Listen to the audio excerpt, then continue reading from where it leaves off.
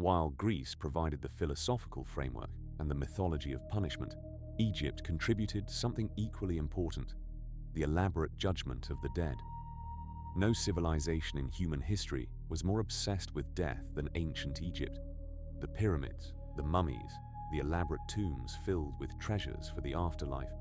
All of this reflects a culture that invested enormous resources into preparing for what came next. The Egyptians believed that life continued after death, but only for those who prepared properly and passed the tests that awaited them.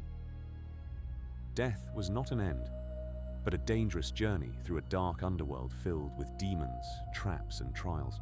The Egyptian underworld was called the Duat.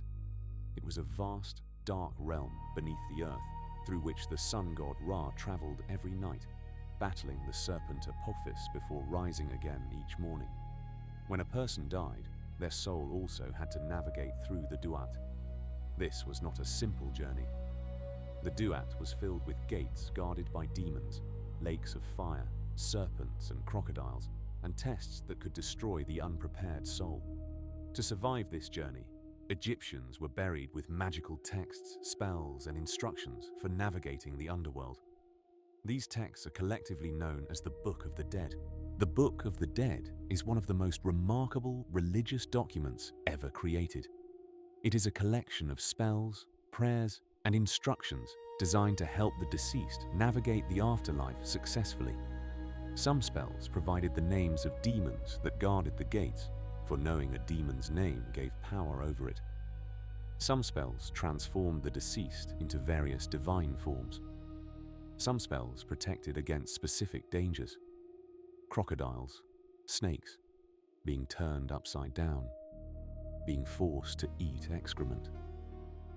The Egyptians took no chances. They prepared for every possible threat the afterlife might present. But the most crucial moment in the Egyptian afterlife was the judgment. And this judgment would have an enormous influence on later concepts of heaven and hell.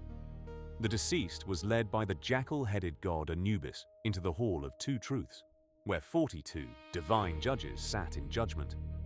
Before them, the deceased had to make a declaration of innocence, denying a list of specific sins. Then came the moment of truth.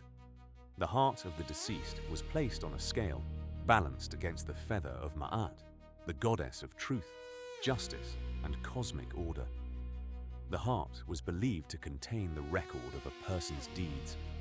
Every act, every thought, every word was inscribed upon it. The feather of Ma'at represented perfect truth and righteousness, the lightest possible burden. If the heart was lighter than the feather, meaning the person had lived a just and virtuous life, the soul was welcomed into the presence of Osiris, god of the dead. There, in the field of reeds, the Egyptian paradise, they would live eternally in a perfected version of earthly life. But if the heart was heavy with sin, a terrible fate awaited. Standing beside the scales was Ammit, the devourer of the dead. Ammit was a terrifying hybrid creature, the head of a crocodile, the body of a lion, the hindquarters of a hippopotamus. These were the three largest man-eating animals known to the Egyptians, combined into one nightmare being. If your heart was heavy with sin, Ammit would devour it. Without your heart, you could not survive in the afterlife. Your soul would be destroyed. You would cease to exist, erased from eternity, as if you had never been. Now, this is actually different from the Christian hell in one crucial respect. The Egyptians believed in annihilation, not eternal torment. The wicked were destroyed, not tortured forever. There was no eternal suffering in Egyptian theology. No demons with pitchforks tormenting souls for all eternity. The punishment was cessation of existence, the most terrible fate imaginable to a people who believed so strongly in the continuity of life after death. But the concept of post-mortem judgment based on your earthly deeds, this was revolutionary, and it would become central to later Jewish and Christian theology. Before the weighing of the heart, the deceased had to make a declaration before 42 divine judges. This is called the negative confession, or the declaration of innocence. The soul would declare, I have not committed sin. I have not committed robbery with violence. I have not stolen. I have not killed men or women. I have not told lies. I have not committed adultery. I have not made anyone weep. I have not caused pain. I have not defrauded the temples. I have not acted with violence. The list goes on, covering dozens of moral and ritual offenses. Each judge specialized in a particular sin, and the deceased had to deny that sin directly. Does this sound familiar? It should. The concept of confessing sins, of being judged for a specific moral violations, of a divine tribunal determining your eternal fate. All of this has clear parallels in Christian theology. The Catholic confession, the Protestant altar call, the evangelical decision for Christ, all of these practices have their roots in the universal human fear that we will be judged after death for what we have done in life. The Egyptians formalized this fear into ritual. Later, religions inherited and transformed it. The Jews encountered Egyptian religion multiple times throughout their history. The biblical narrative places them in Egypt during the time of Joseph and the Exodus, though the historical accuracy of these accounts is debated. What's not debated is the Jewish presence in Egypt during the Hellenistic period. After Alexander's conquest, Alexandria became one of the great centers of Jewish life. At one point, the Jewish community of Alexandria may have been the largest in the world. These Jews lived among Egyptians, worked with Egyptians, married Egyptians. They would have seen the elaborate funeral preparations, heard the stories of judgment and the devourer, absorbed the cultural assumptions about what happened after death. Here's something that might surprise you. The lake of fire appears in Egyptian mythology long before it appears in the Bible. In Egyptian texts, there are references to a fiery lake in the Duat where enemies of the gods are destroyed. The Book of the Dead describes fire pits and lakes of flame that the righteous must pass through or around. When the Book of Revelation describes the beast and the false prophet being thrown into the lake of fire burning with brimstone, the imagery wasn't new. It was drawing on concepts that had been circulating around the Mediterranean world for thousands of years. The lake of fire is not a Jewish innovation. It is not a Christian revelation. It is an Egyptian inheritance. Of all the pagan influences on the concept of hell, perhaps none was more significant than Zoroastrianism. Zoroastrianism was the dominant religion of the Persian Empire, founded by the prophet Zoroaster sometime between 1500 and 500 BCE. The exact dates are disputed, but the influence is undeniable. When the Persian king Cyrus the Great conquered Babylon and freed the Jews from exile in 539 BCE, he introduced them to a religious worldview that would transform their theology forever. Cyrus was hailed as a Messiah by the prophet Isaiah, the only non-Jewish figure to receive that title in the Hebrew Bible. The Jews saw their liberation as a divine act, and they were deeply grateful to their Persian benefactors. But gratitude was not the only thing the Jews brought home from Babylon. They brought ideas. For decades, Jewish priests, scribes, and scholars lived under Persian rule. They encountered Zoroastrian priests, witnessed Zoroastrian rituals, absorbed Zoroastrian concepts. And those concepts would transform Judaism in ways that persist to this day. Zoroastrianism introduced a concept that would revolutionize religious thinking: cosmic dualism. The Zoroastrians believed in two opposing forces: Ahura Mazda, the god of light, truth, and goodness, and Angra Mainyu, later called Ahriman, the spirit of darkness, lies, and evil. These two powers were locked in an eternal struggle for the fate of the universe. Everything in existence was part of this cosmic battle. Every human choice was a choice between light and darkness, truth and lies, good and evil. Before the Persians, the Hebrews had no devil, not as we understand the term today. Satan appears rarely in the Old Testament, and when he does, he's more of a prosecuting attorney in God's court than an evil adversary. In the book of Job, Satan presents himself among the sons of God, and God gives him permission to test Job. Satan is an agent of God, not his enemy. The serpent in Eden is just a serpent in the original text. It is never identified as Satan in the Hebrew scriptures. That identification came later, after Persian influence had transformed Jewish thinking. But after exposure to Zoroastrianism, Jewish thought changed dramatically. Suddenly there were angels and demons, cosmic forces of good and evil, a great adversary opposing God. This Persian dualism would eventually become the Christian understanding of God versus Satan, heaven versus hell. Zoroastrianism taught that after death, each soul would face individual judgment. 3 days after death, the soul would approach the Chinvat Bridge, the bridge of the separator. This bridge spanned an abyss, connecting the world of the living to the afterlife. For the righteous, the bridge became wide and easy to cross. A beautiful maiden, representing the soul's own good deeds, would guide them across to the house of song, the Zoroastrian paradise of eternal light and happiness. But for the wicked, the bridge became narrow as a razor's edge. A hideous hag, representing their evil deeds, would approach.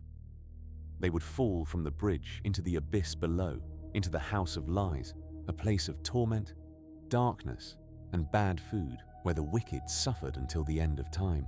This individual judgment, this separation of righteous and wicked into different eternal destinations, this was a dramatic departure from the Hebrew concept of Sheol, where all went to the same place. The Egyptians had judgment, but the Egyptians destroyed the wicked. The Zoroastrians kept them alive to suffer. The Greeks had different destinations, but the Greek system was based on heroic achievement as much as moral virtue. The Zoroastrians focused specifically on ethical choices, on truth versus lies, on good deeds versus evil deeds. This moral sorting of souls into heaven and hell is essentially Zoroastrian in origin. Fire was central to Zoroastrian worship. The sacred flame was never allowed to go out. It represented truth, righteousness, and the presence of Ahura Mazda. At the end of time, Zoroastrians believed there would be a great renovation of the universe called Frashokareti. All souls would pass through a river of molten metal. For the righteous, this would feel like warm milk, a pleasant bath. For the wicked, it would be agonizing torture, burning away their sins. After this ordeal, all souls would be purified. Even the wicked would eventually be cleansed and restored. Angra Mainyu would be defeated forever, and Ahura Mazda would reign supreme over a perfected creation. This vision of a final judgment involving fire and the eventual restoration of all things deeply influenced both Jewish apocalypticism and Christian eschatology. The Book of Daniel, written during the period of Persian influence, introduces concepts of resurrection and final judgment that are absent from earlier Hebrew texts. Daniel speaks of a time when those who sleep in the dust of the earth shall awake, some to everlasting life, and some to shame and everlasting contempt. This is new. This is different. This is Persian. The Persian influence on Judaism, and through Judaism on Christianity, cannot be overstated. Angels with names and hierarchies, archangels like Michael and Gabriel, demons and evil spirits with names and powers, the resurrection of the dead, final judgment day, heaven as a reward for the righteous, hell as punishment for the wicked. All of these concepts flourished after the Jewish encounter with Persia. Before the Babylonian exile, you don't find these ideas fully developed in Hebrew scripture. After the exile and the Persian period, they become increasingly prominent. By the time Jesus was born, Jewish thought had been thoroughly transformed by centuries of Persian influence. The stage was set for the Christian vision of heaven and hell. So, what did Jesus actually say about hell? This is where things get complicated. Because Jesus did speak about punishment after death. He warned of judgment, of fire, of outer darkness, where there would be weeping and gnashing of teeth. These sayings are recorded in the Gospels, attributed to the founder of Christianity himself. But the word he used was not hell. It was Gehenna. Gehenna appears 12 times in the New Testament, 11 of those in the mouth of Jesus. It's typically translated as hell in English Bibles, but this translation hides something important, something the original audience would have understood immediately. Gehenna was a real place. It still exists today. You can visit it. Gehenna is the Greek form of the Hebrew Gehinnom, meaning the Valley of Hinnom. It's a ravine just south and west of the old city of Jerusalem. Today, it's a park where children play and tourists take photographs. But in ancient times, this valley had a dark and terrible history. According to the Hebrew Bible, it was here that some of the wicked kings of Judah engaged in child sacrifice, burning their children as offerings to the pagan god Moloch. King Ahaz burned his sons there. King Manasseh did the same. The valley was stained with innocent blood. The prophet Jeremiah cursed the valley, declaring it would become a place of death and destruction. So beware, Jeremiah proclaimed. The days are coming when this place will no longer be called Topheth or the Valley of Ben Hinnom, but the Valley of Slaughter. The dead bodies of this people will become food for the birds and the wild animals, and there will be no one to frighten them away. King Josiah, as part of his religious reforms, defiled the valley to prevent its use for pagan worship. By the time of Jesus, Gehenna had become a symbol of divine judgment, corruption, and the consequences of wickedness. When Jesus spoke of Gehenna, his Jewish listeners knew exactly what he meant. They didn't think of a supernatural underworld ruled by Satan. They thought of that valley outside the city walls. Jesus described Gehenna as a place where the fire is not quenched and the worm does not die. This sounds like the eternal hell of Christian tradition. But is it? These phrases come from the end of the book of Isaiah, which describes the fate of those who rebelled against God. The righteous will go out and look on the dead bodies of those who rebelled against me. The worms that eat them will not die. The fire that burns them will not be quenched. Note carefully, these are corpses being consumed by fire and maggots, not living souls being eternally tormented. In the literal Valley of Hinnom, fires burned constantly to consume garbage. Maggots fed on organic waste. This was common knowledge in 1st century Jerusalem. Jesus may have been using this imagery metaphorically, describing destruction and judgment using a vivid local reference his audience would understand. Just as garbage was destroyed in Gehenna, so the wicked would be destroyed in judgment. Some scholars argue Jesus was teaching eternal conscious torment, pointing to his warnings about unquenchable fire. Others argue he was teaching annihilation, the destruction of the wicked, noting that fire consumes what it burns. The text is ambiguous enough to support both interpretations. What's clear is that Jesus was not describing a realm of demons with pitchforks. He was referencing a real valley with a real history, using imagery his audience knew. Perhaps the most vivid picture of the afterlife in Jesus' teaching comes from the parable of the rich man and Lazarus in Luke chapter 16. A rich man lives in luxury, while a poor beggar named Lazarus lies at his gate, hungry and sick. Both die. Lazarus is carried by angels to Abraham's side. The rich man goes to Hades, where he is tormented in flames. From Hades, the rich man can see Lazarus in comfort. He begs Abraham for just a drop of water, but is told a great chasm separates them permanently. He asks that Lazarus be sent to warn his brothers, but is told they have Moses and the prophets. This sounds like the traditional view of heaven and hell, but there are important details to notice. First, Jesus calls the place Hades, not Gehenna. He's using Greek terminology, the realm of the dead in Greek mythology, not the Hebrew concept of Sheol or the valley outside Jerusalem. Second, this is a parable, a teaching story.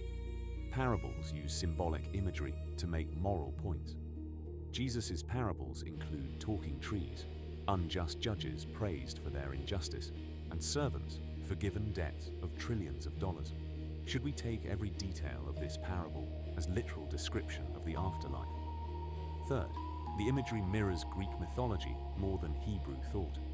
the separation of Hades into regions of comfort and torment, the visual contact between them. This is closer to Homer than to Moses. When we look at the early Christian church, we find something surprising. There was no unanimous agreement on hell. For the first several centuries of Christianity, multiple views coexisted within the church. Bishops and theologians debated the nature of punishment, the fate of the wicked, and the scope of salvation. What we consider orthodox today was merely one option among several. Some believed in eternal conscious torment, the view that would eventually become dominant. The wicked would suffer forever, fully aware of their pain, with no hope of relief or escape. Some believed in annihilationism, the view that the wicked would be destroyed, ceasing to exist. Death would be their final end, with no eternal suffering, but also no eternal existence. Some believed in universal reconciliation, the view that all souls would eventually be saved, with hell serving as a temporary purification. God's love would ultimately triumph, and every creature would be restored to fellowship with the divine. All three views had respected proponents. All three claimed to be based on Scripture. All three were taught in churches, debated in councils, and held by sincere believers. One of the most brilliant theologians of the early church was Origen of Alexandria. Living in the 2nd and 3rd centuries, Origen was a philosophical giant, a biblical scholar, and a man of deep piety. Origen taught that God's love would ultimately redeem all creation. This doctrine, called apokatastasis or universal restoration, held that hell was real but temporary. It served to purify souls, not punish them eternally. Eventually, Origen believed all beings would be reconciled to God, not just human sinners, but demons, not just demons, but Satan himself. The cosmic rebellion would end, and God would be all in all. For centuries, Origen was revered as a church father. His views were widely taught in the Eastern churches especially. Only later would some of his teachings be condemned, and even then the condemnation focused more on his views about pre-existence of souls than on his beliefs about universal salvation. The theologian most responsible for cementing the doctrine of eternal conscious torment in Western Christianity was Augustine of Hippo. Living in the 4th and 5th centuries, Augustine was a brilliant writer, a former skeptic, and a man haunted by his own sinful past. His Confessions remains one of the great spiritual autobiographies. Augustine argued forcefully that hell was eternal and that the vast majority of humanity would end up there. He rejected universal salvation as wishful thinking, a sentimental denial of God's justice. He dismissed annihilationism as too lenient, failing to adequately punish sin. For Augustine, eternal conscious torment was not merely just but necessary. Human depravity was so complete, sin so offensive to God's holiness, that nothing less than infinite punishment could satisfy divine justice. Augustine's influence on Western Christianity was immense. When he spoke, the church listened. His synthesis of Christian theology with Platonic philosophy became the foundation of medieval Catholicism and later influenced Protestant reformers. His vision of hell, eternal, conscious, and populated by the majority of humanity, became orthodox doctrine. Other views were marginalized, sometimes suppressed. The Christianity that emerged from this period was shaped profoundly by fear. Fear of damnation, fear of divine judgment, fear of eternal fire. This fear would be used to build empires, launch crusades, and burn heretics. During the Middle Ages, the doctrine of hell became increasingly elaborate and terrifying. Medieval preachers competed to describe the torments of the damned in the most vivid terms possible. Sermons described demons tearing flesh, fire that burned but did not consume, ice that froze but did not kill, worms that gnawed eternally at rotting bodies. Hell was depicted in church paintings and sculptures, placed prominently where every worshipper could see.